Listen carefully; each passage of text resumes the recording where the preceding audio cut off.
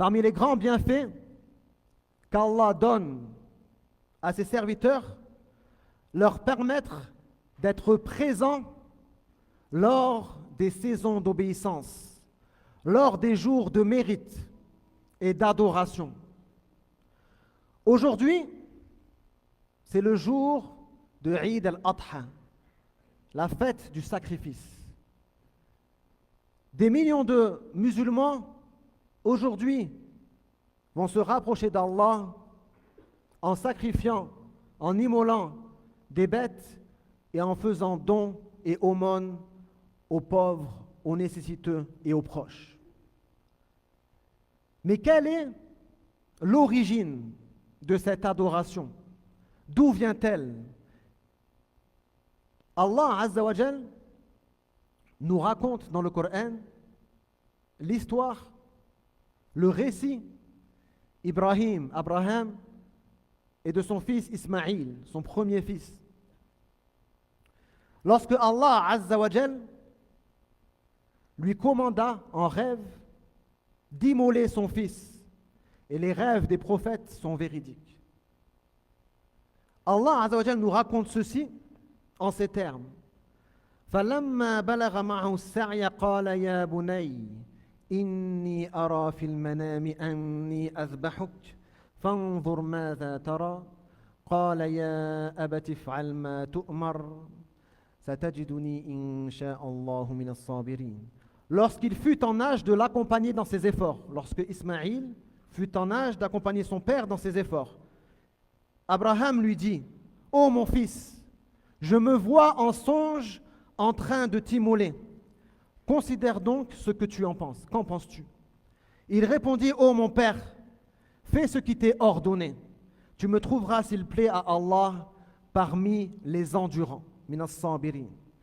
فَلَمَّا أَسْلَمَا وَتَلَّهُ لِلْجَبِينِ وَنَادَيْنَاهُ أَنْ يَا إِبْرَاهِيمُ قَدْ صَدَّقْتَ الرُّؤْيَا إِنَّا كَذَلِكَ نَجْزِي الْمُحْسِنِينَ إِنَّ هَذَا لَهُوَ الْبَلَاءُ الْمُبِينُ وَفَدَيْنَاهُ بِذِبْحٍ عَظِيمٍ. Lorsqu'ils se furent tous deux soumis à Allah, et qu'il l'eut couché sur le front. Pourquoi a-t-il couché son fils sur le front? Pour ne pas voir son visage. Nous l'appelâmes: ô Abraham, tu as accompli la vision, tu as accompli le rêve. C'est ainsi que nous récompensons les bienfaisants. Certes, ce fut là l'épreuve manifeste, et nous le rachetâmes par une immense bête sacrificielle, un immense bélier. Allah Azza wa Jal lui ordonna d'immoler un bélier et de ne pas sacrifier son fils. Que symbolise ceci? À l'époque,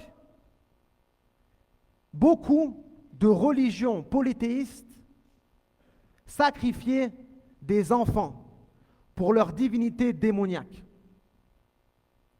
Ceci se trouvait dans la région du Moyen-Orient, en Europe, chez les Vikings par exemple, ainsi que dans des contrées lointaines, comme chez les Mayas. Ils sacrifiaient des enfants, ils sacrifiaient des êtres humains pour leur divinité mensongère, pour leur divinité démoniaque. Allah Azza wa Jal a montré que c'est une action nulle et invalide, interdite dans la religion d'Allah. On ne sacrifie pas d'êtres humains. On ne s'approche pas des sangs des victimes innocentes. C'est ceci que symbolise cette histoire. Et c'est pour ça que lorsque vous la lisez dans Surat As-Saffat, vous allez vous rendre compte que dans la même page, juste après, Allah nous raconte l'histoire du prophète Ilyas. Allah nous dit: wa inna Ilyas la min al-mursalin idh qala liqawmihi ala tattaqun atad'una ba'lan wa tatharuna ahsan al-khaliqin. Parmi les messagers, il y a certes Ilyas, Élie. Lorsqu'il dit à son peuple: ne craignez-vous pas Allah? Vous adorez, vous invoquez Baal et vous délaissez le meilleur des créateurs. C'était qui Baal? Et qui était ce peuple? Baal, c'était une divinité qui était adorée au Moyen-Orient, une divinité démoniaque. qui avait des centaines de prophètes et qui leur ordonnait de sacrifier les enfants et de s'abreuver de leur sang.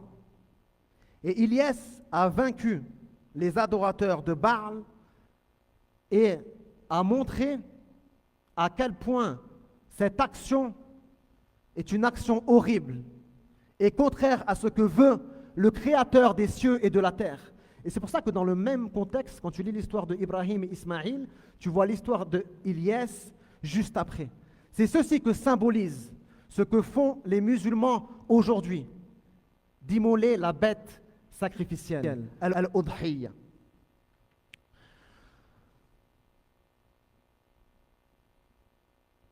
Ce qu'on entend aujourd'hui, comme quoi certaines sectes obscures s'abreuveraient d'adrénochrome et sacrifieraient des enfants pour des divinités démoniaques, tout ceci existe depuis des millénaires. Et Allah Azza wa Jal combat ceci et ordonne à ses serviteurs de le combattre. Et ceci en est la preuve éclatante. Et ceci est notre jour de fête. Notre jour de fête, Yawmul Eid. Ce n'est pas un jour de peine, c'est un jour de joie, d'évocation d'Allah, un jour d'affection et un jour où nous lions les liens de parenté et les liens de croyance entre nous. Le messager d'Allah sallallahu alayhi wa sallam nous dit Ayyamu tashriqi ayyamu aklin wa shurbin wa dhikrin lillah. Les jours du tashriq sont des jours de nourriture, de boisson et d'évocation d'Allah. Et il nous dit sallallahu alayhi wa sallam أعظم الأيام عند الله يوم النحر ثم يوم القر. Les meilleurs jours auprès d'Allah sont le jour de An-Nahr, le jour du sacrifice, et le jour d'Al-Qarr, le jour du repos. C'est le jour qui vient après le jour du sacrifice, c'est demain. Lorsque Abu Bakr entra chez le messager d'Allah sallallahu alayhi wa sallam le jour de l'Eid, il y trouva deux jeunes filles en train de chanter devant le messager d'Allah sallallahu alayhi wa sallam. Il questionna comment, dans ce jour d'adoration, ces deux jeunes filles peuvent-elles chanter devant le messager d'Allah sallallahu alayhi wa sallam. Le messager d'Allah sallallahu alayhi wa sallam lui ordonna de les laisser et lui dit Ya Aba Bakr, inna li kulli qawmin eidan wa hadha eiduna. Ô Abu Bakr, chaque peuple a sa fête et ceci est notre fête. Notre religion n'est pas une religion d'austérité exagérée. Ce n'est pas une religion d'empêchement. C'est une religion de joie et d'équilibre, d'évocation d'Allah, de miséricorde et de Certains pieux disaient Inna min shukri ni'mati ala al-abdi izharaha. Fait partie du remerciement des bienfaits le fait de les manifester. Manifester le bienfait de ton Seigneur fait partie de son remerciement. Alors manifester les bienfaits d'Allah en ce jour éminent. Manifester la joie par le takbir, par l'adoration, par les dons et les aumônes.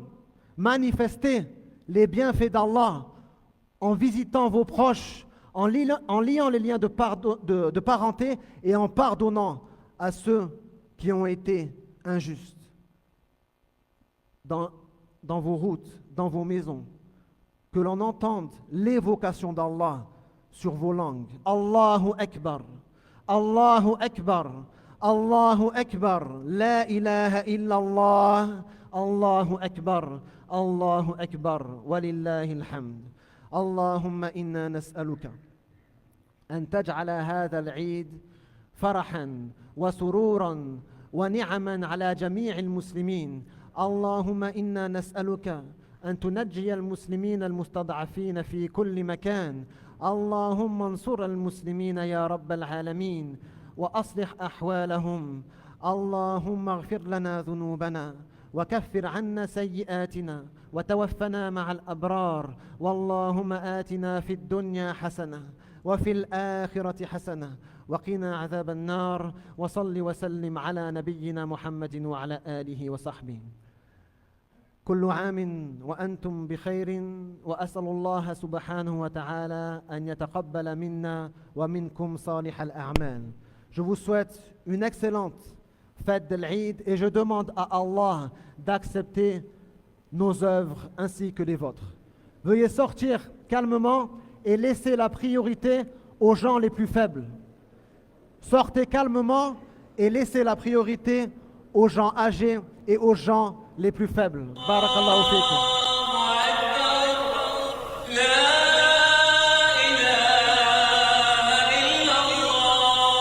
السلام عليكم ورحمة الله تعالى وبركاته. نظرا للعدد الكبير للمصلين في يوم العيد المبارك، نرجو منكم التمهل عند الخروج من المسجد وعدم التزاحم مع احترام كبار السن. نتمنى لكم وإلى ذويكم عيد سعيد وعمر مديد، وكل عام وأنتم بألف خير.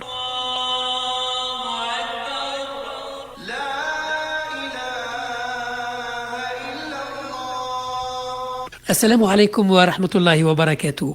Devant le nombre très important des fidèles qui fréquentent la mosquée le jour de l'Aïd, nous vous prions de bien vouloir patienter à la fin de la prière, d'éviter les bousculades et de respecter les personnes âgées. Nous vous souhaitons une très très bonne et heureuse fête de l'Aïd à vous et à vos proches.